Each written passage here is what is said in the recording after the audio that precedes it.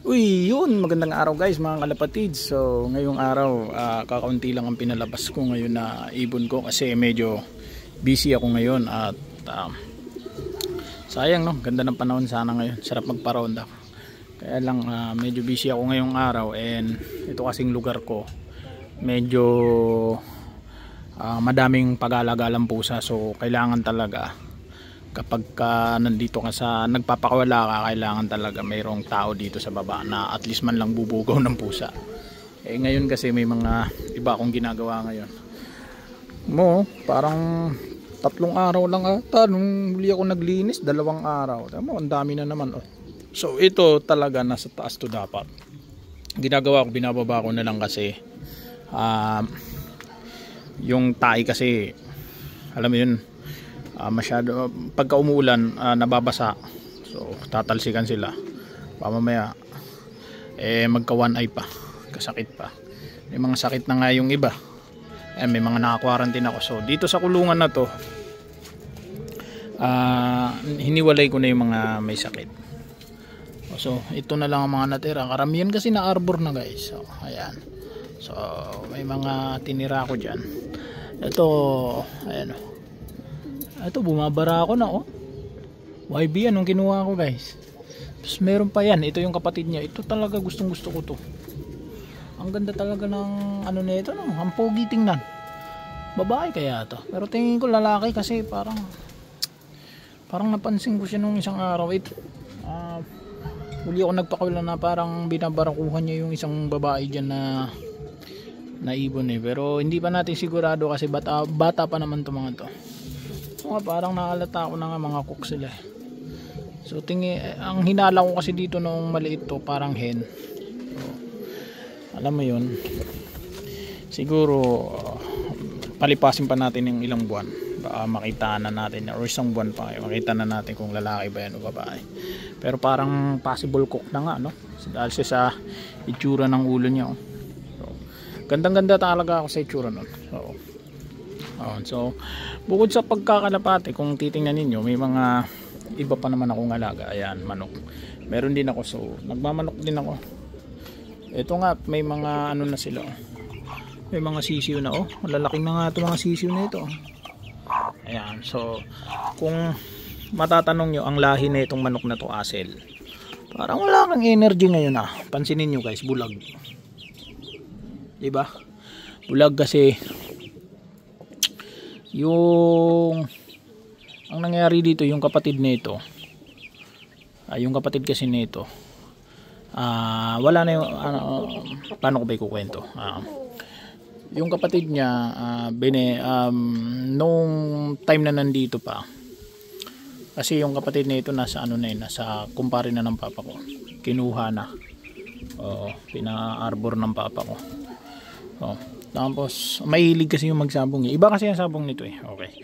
So yung kapatid nito ang dahilan kung bakit siya nabulag. Ano ba naman yan, yung na paikot-ikot naman medyo nagiging slow yung isip ko ngayon sensya nyo na medyo busy tayo ngayon So eto nga, bibigyan pa natin ng oras tong YouTube natin. So yung kapatid nito nakakulong sa banda ron. So nakawala. Time na nakawala, wala ako sa bahay, walang tao dito sa bahay. So ito nakatali lang, nakatali. Yung kapatid nito nakakulong sa ito yung kulungan nun. Ayan, pansinin nyo bakante, dyan yun dati nakakulong. Wala pa yung kulungan ng kalapati ko dyan dati.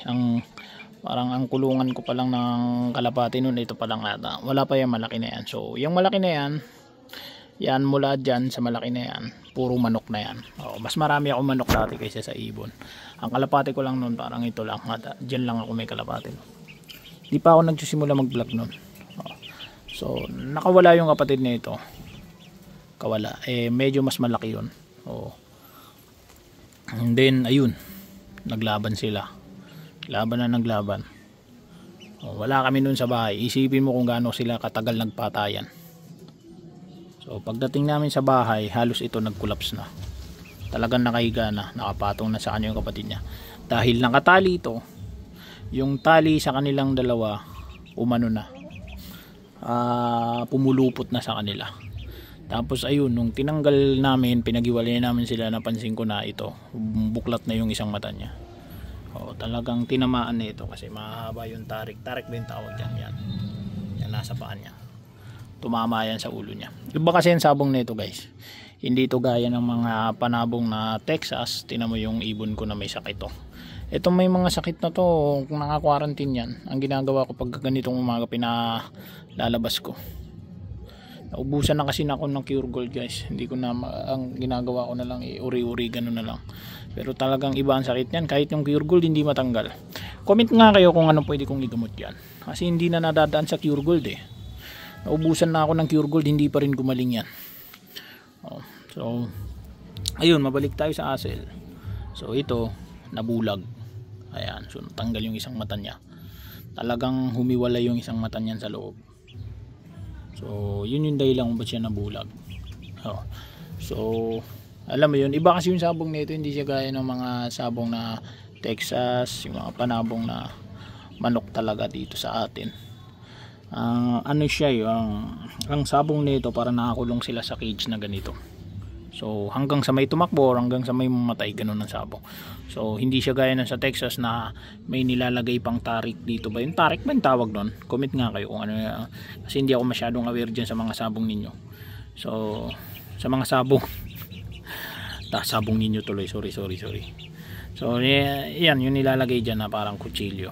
Yan. So pag ano sila, isang salpukan lang, ano na, bagsak na yung isa, dumi ng kuko ko. Pansin niyo, ano kasi ako ngayon guys, pagka ganitong nasa bahay ako, nagpa-farm ako, tatanim ako dito. Ayun, kaya lang ang problema, dahil ilang araw din na siguro 2 araw din na hindi umulan ngayon, namamatay yung pananim natin. So yan, yung ginagawa ko dito pagka wala ako dito sa bahay, ito tatanim, ito nagtatanggal ng mga dahon. Ayan, kasi pagka hindi mo tinanggal yan, pupuno ng dahon yan. Kaya sobrang busy ako ngayong araw. Kaya may akong ginagawa dito kapag ganitong wala akong pasok sa trabaho. Ito lang, ito ang nagiging trabaho natin, magbungkal ng lupa hanggang pwede na ulit na taniman. Kasi sa hirap ng bilihin ngayon, kailangan talaga maghanap tayo ng ibang way para makamura. So yung mga hindi naman na dapat kailangan bilhin sa bahay, kailangan naman gawin, nag-aaway yun doon. Gawin na lang. Ang hindi naman kailangan bilhin sa palengke, kumbaga kaya naman gawin na lang. Kasi sobrang mahal talaga ng mga bilihin ngayon. Totoo lang, sobrang mahal. So mabalik tayo dito sa Hazel na to. Yun, iba nga ang sabong nito. So kinukulong sila sa ganito.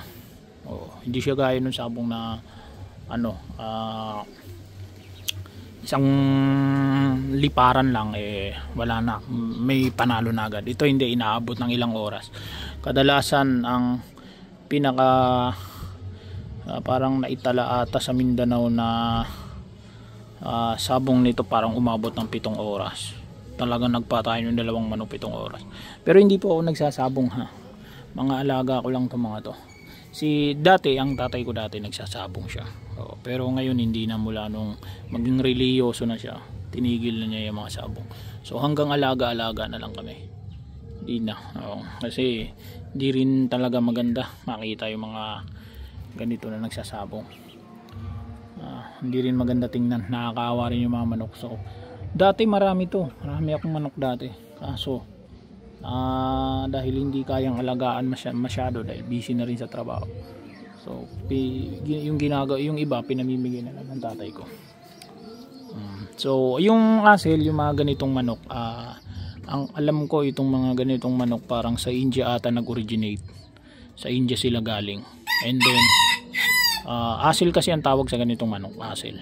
So sa India siya nanggaling. So parang na lang, dinala lang dito sa Pilipinas. So may mga nag-alaga na lang dito sa Pilipinas hanggang sa dumami. So kung gusto mo na mga ganitong manok, marami na ito sa Mindanao, bandang Mindanao. Di ko may mga makukuha ka rin dito sa Visayas, dito sa NCR may mga makukuha ka rin naman. Pero karamihan talaga kung gusto mo magandang breed na ganito, karamihan sa Mindanao talaga galing. Ito sa Mindanao pa galing to eh. Yung lahi nito kasi ito ano to eh, parang third generation na to ng manok namin eh. Yung pinaka na lolo niyan, yun ang galing sa Mindanao.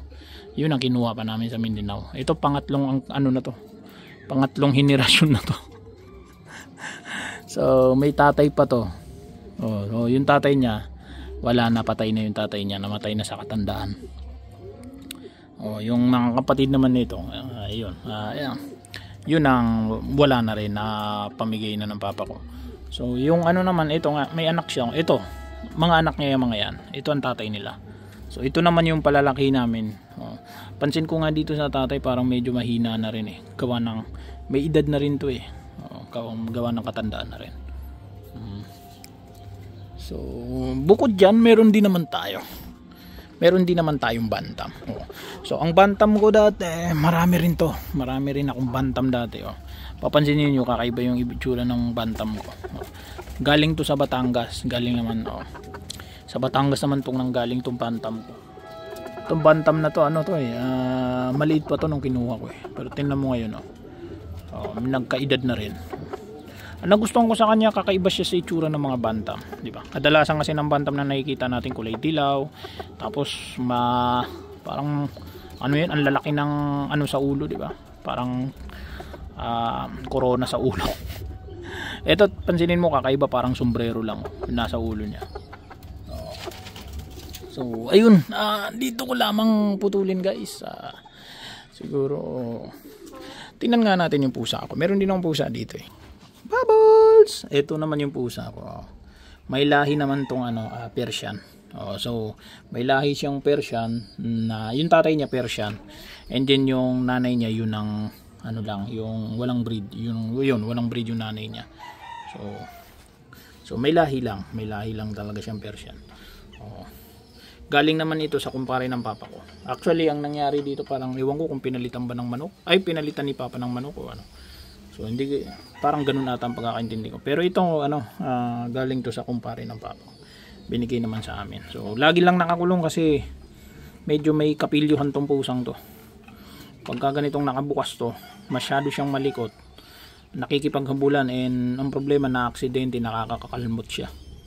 And then one time nakalmot ito yung anak ko, simula nun palagi ko nang kinukulong. So iba siya, yung lambing ba niya nakakasugat. So kahit naputulan ko ng putulan ng kuko to, ilang araw lang, 2 araw, mahaba na naman. Okay, so yun lamang po guys. Maraming salamat sa 13 minutes halos nating kwentuhan. Dito ko na po ulit putulin. Pa-subscribe sa mga bago. Malaking bagay ito sa akin. Yun lamang po. Maraming salamat po, and God bless po sa inyong lahat.